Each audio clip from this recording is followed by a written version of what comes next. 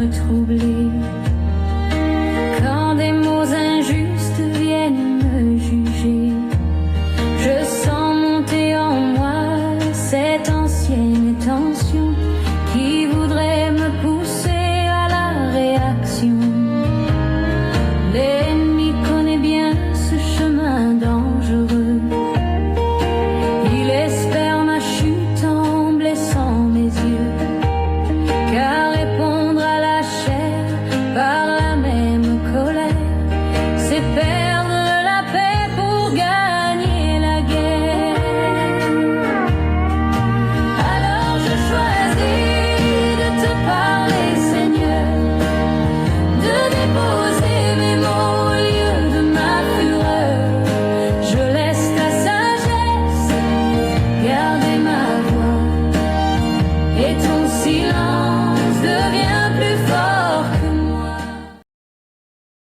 Seigneur, par les ondes, nous voici rassemblés en ton nom. Nous t'invoquons au milieu de nous et te demandons de disposer nos cœurs à ta voix. Que ton Esprit Saint conduise ce moment, qu'il inspire nos pensées et nos paroles, et que toute la gloire te revienne. Amen.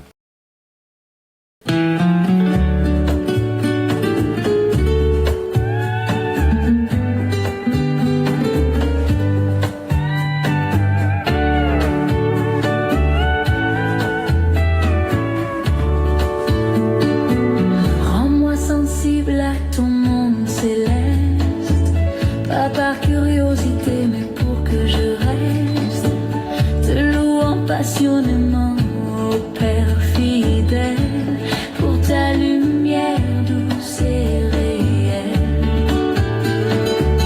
Tu déploies tes anges en secret pour m'entourer dans chaque arrêt.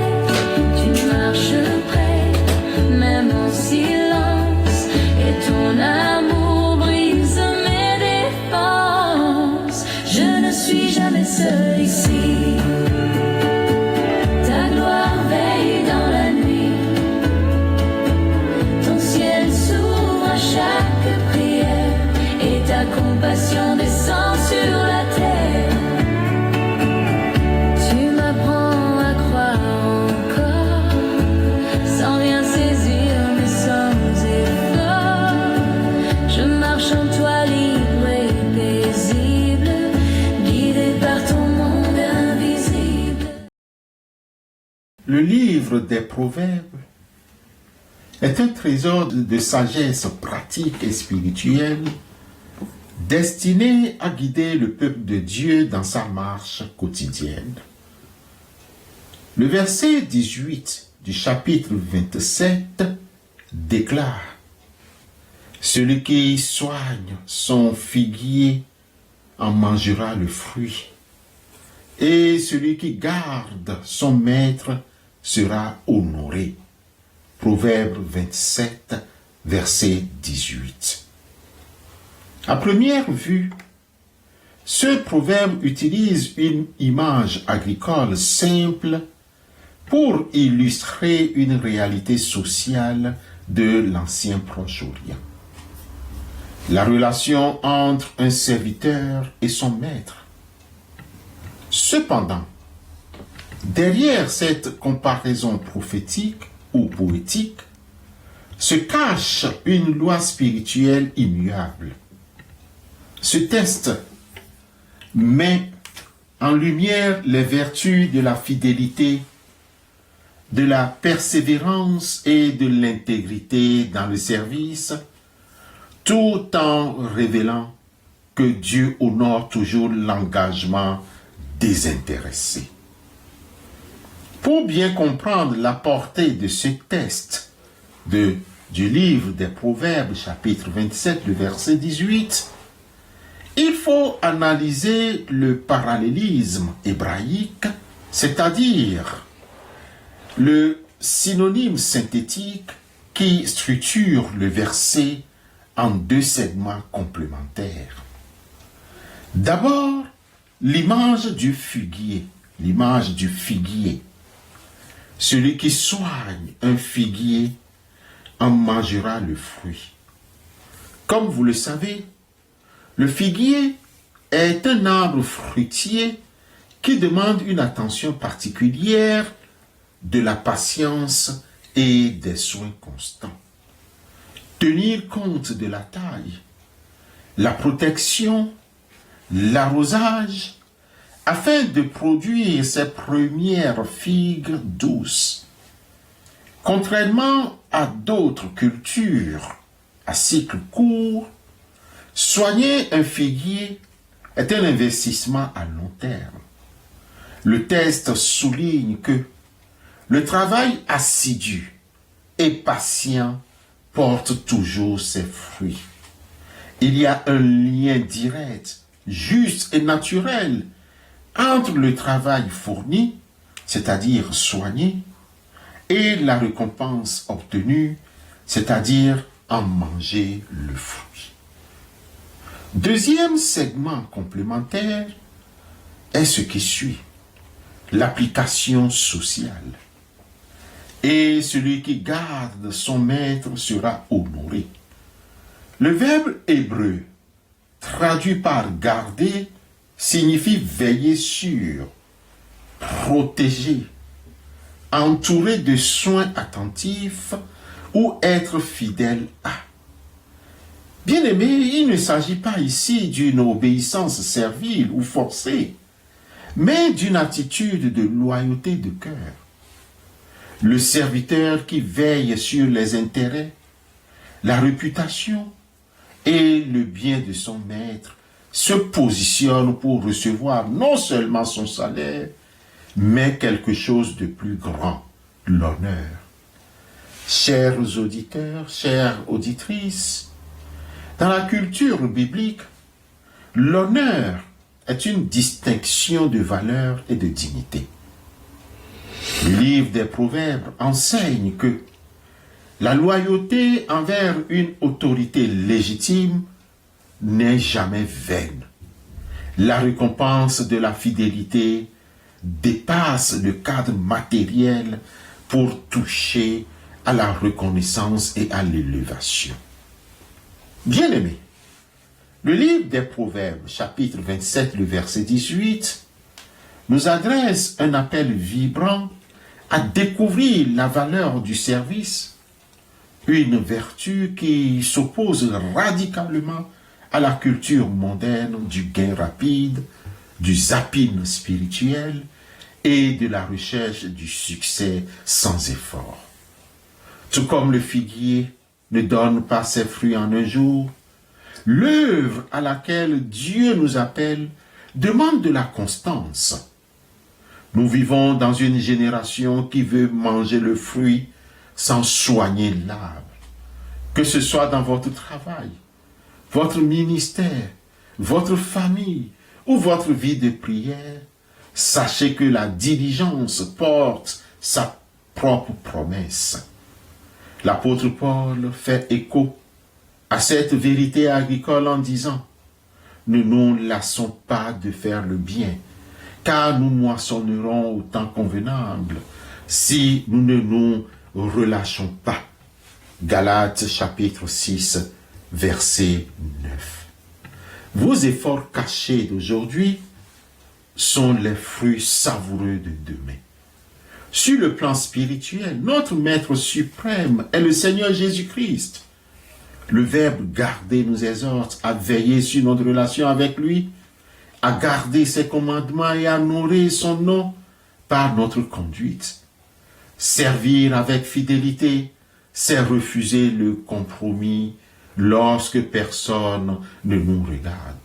C'est adopter l'attitude des serviteurs de l'Église primitive qui, comprenant que leur travail quotidien, même séculier, était une offrande à Dieu.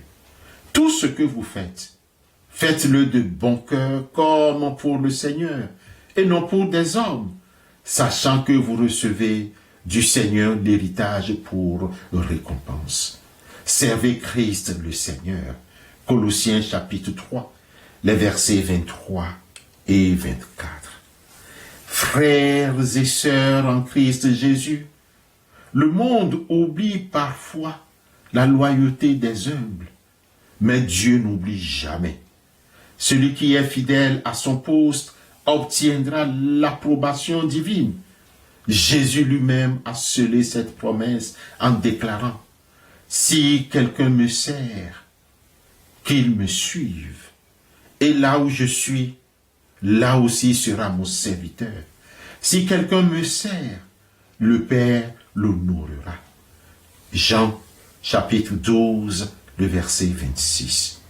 L'honneur n'est pas une couronne que l'on doit s'attribuer soi-même par l'arrogance ou la politique humaine. C'est le résultat naturel d'une vie de soumission et de fidélité en Dieu.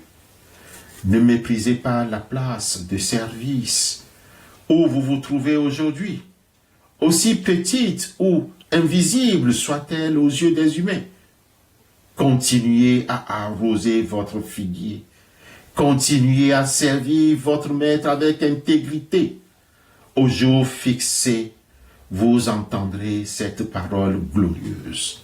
Son maître lui dit, « C'est bien, bon et fidèle serviteur. Tu as été fidèle en peu de choses, je te confierai beaucoup.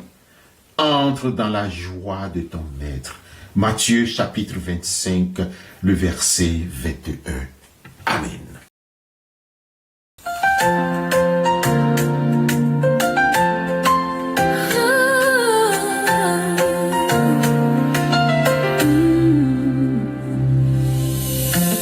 Il y a des jours où mes pas tremblent encore, où l'horizon semble trop loin pour que je l'atteigne, et où mes pensées me ramènent vers mes anciennes peurs.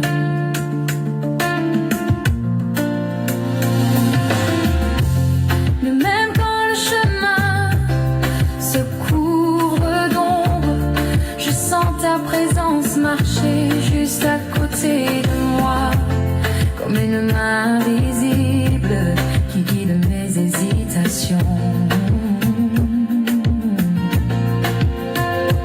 Connais mes faiblesses mieux que moi-même. Tu sais quand mon cœur vacille, et pourtant tu continues de me dire que je ne suis pas seule sur cette route. Alors je marcherai par la foi, même quand mes yeux ne voient plus rien. Je marcherai par la foi, même quand le vent me pousse à revenir en arrière.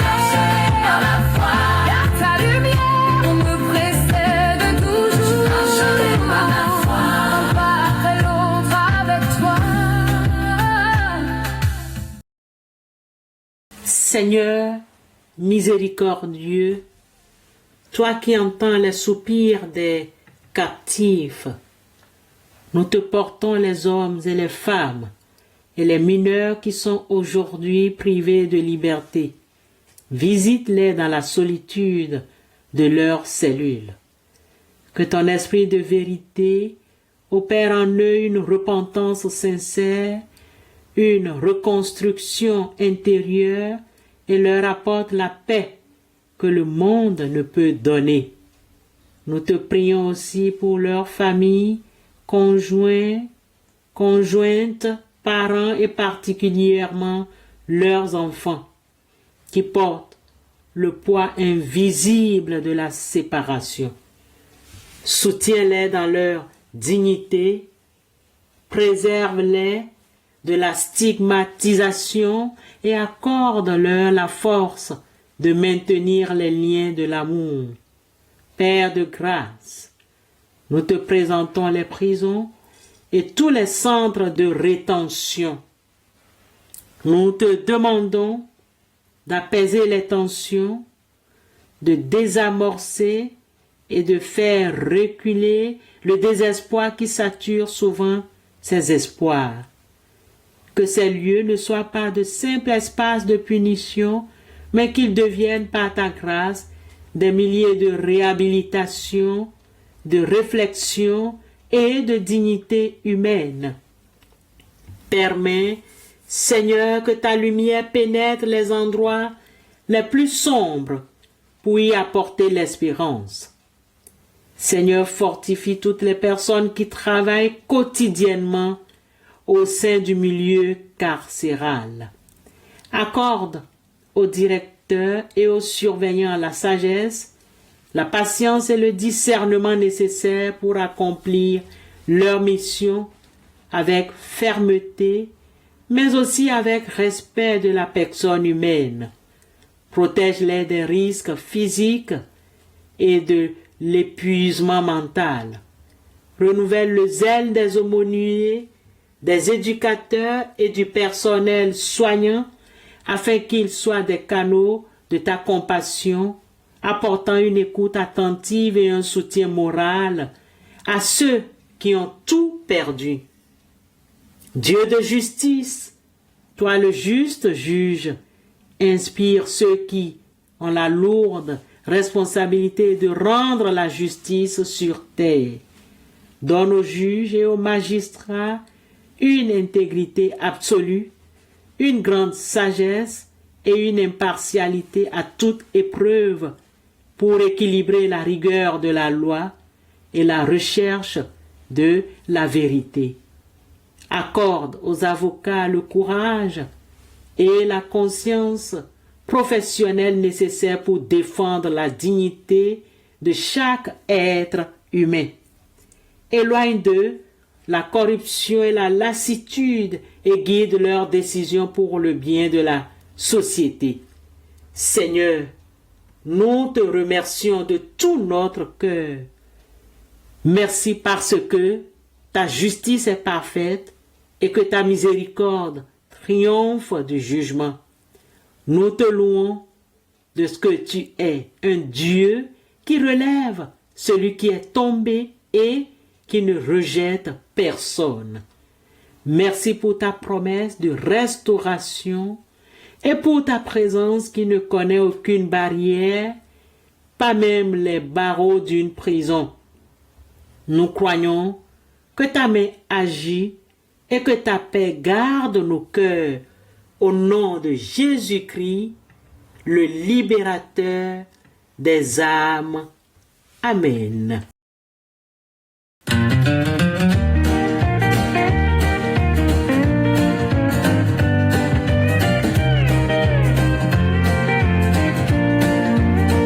Béni soit le Père, le Dieu souverain, qui nous comble d'amour, nous trace un chemin. En Christ avant la création du monde, il nous a choisis pour une vie féconde. Chantons sa grâce, son nom glorifiant. Par Jésus-Christ, il nous donne un nom. Par son esprit, nous sommes affermis, enfants du roi, pour l'éternité en lui. Que la paix de Dieu, qui surpasse toute intelligence, garde vos cœurs et vos pensées en Jésus-Christ. Allez dans sa force, avec l'assurance de sa présence à vos côtés chaque jour. Que le Seigneur vous bénisse et vous protège. Amen.